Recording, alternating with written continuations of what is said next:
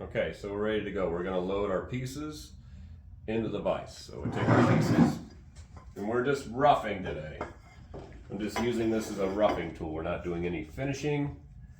So it's just to get something to size for my Bridgeport. That's that. Tighten that in the vise. Alright, this vise is 400 pounds, and there ain't no vise like a shaper vise. Our Z, we got to bring our work up to our tool bit. Bring her up.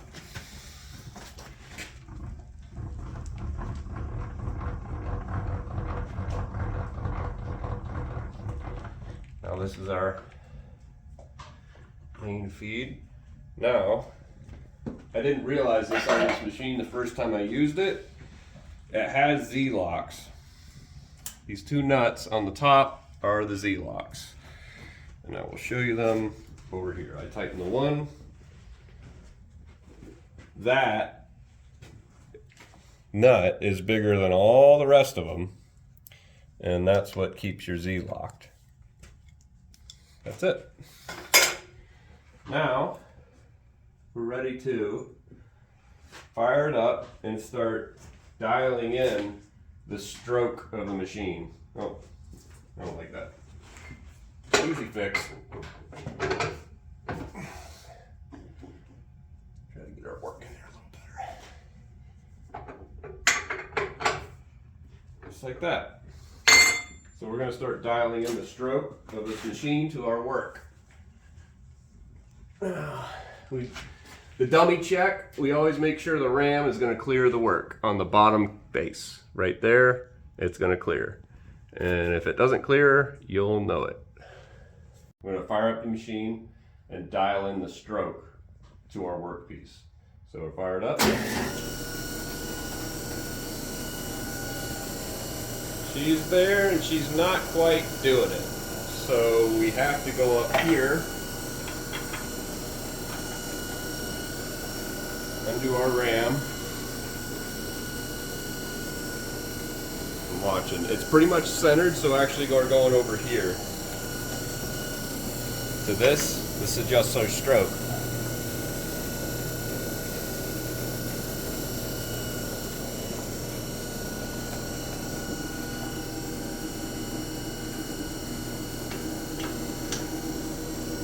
A lot easier to adjust when she's running. Everything's nice and free.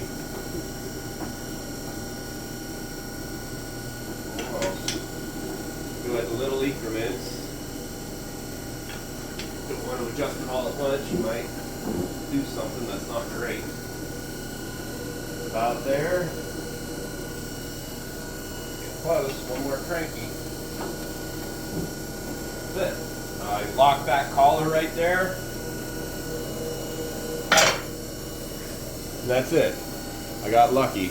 I timed the stroke to the center of the vise when I usually set up, and it's stroked to the material like that. Okay. And so the last thing we had to do was our bottom support plate here. The table's got some flex to it. So this bottom support plate just backs the table. So when you're doing heavy roughing, it doesn't bow down as much. And that's it. It's gonna flex, we're doing heavy roughing, but a finished pass and it won't move.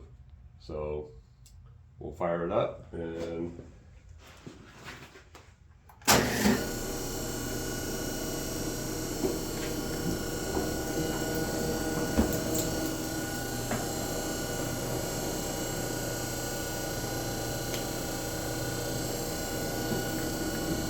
so you've got your feeds and speeds right here, and this is an old shaper, so it only has feed and the X. It'll go, you know, right and left, and that's it. Now, newer shapers, when they started coming out in the 30s, they had Z and they had rotating tables, and they were really handy. This one's just a little more basic because it's more dated. They just needed something that would make something flat and have a good surface finish. So you can still dial this in and cut shapes with it. You can turn the head to any degree you need. You can turn the vise to any degree you need. You can clamp circles. You can clamp flats. You can do all sorts of things. But not quickly.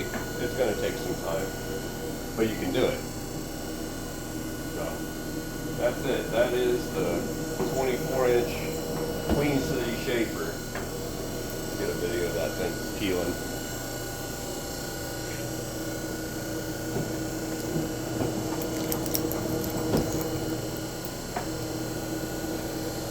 Now, we can go look at the workings of it, and how this thing is doing what it's doing, and the guts.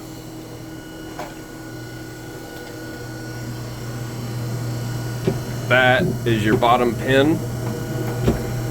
That is your input shaft and your second gear, and that is your big throw wheel pretty much.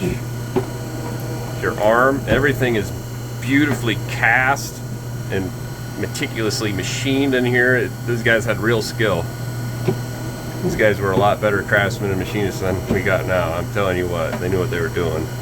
Now adjusting this, I had to adjust this machine and have no advice on it, but I listen to it, listen to some knocks, I adjust it when I can. It's got one little thing out of adjustment right now, but we'll get it. It's very simple, but very, very handy. And the craftsmanship that went into making those scribed lines, everything about it. From the pattern makers that made the patterns for the sand castings for this, it's just a lot of forgotten skill. And tools like this, they're never, ever, ever going to get made again. The quality will never come back.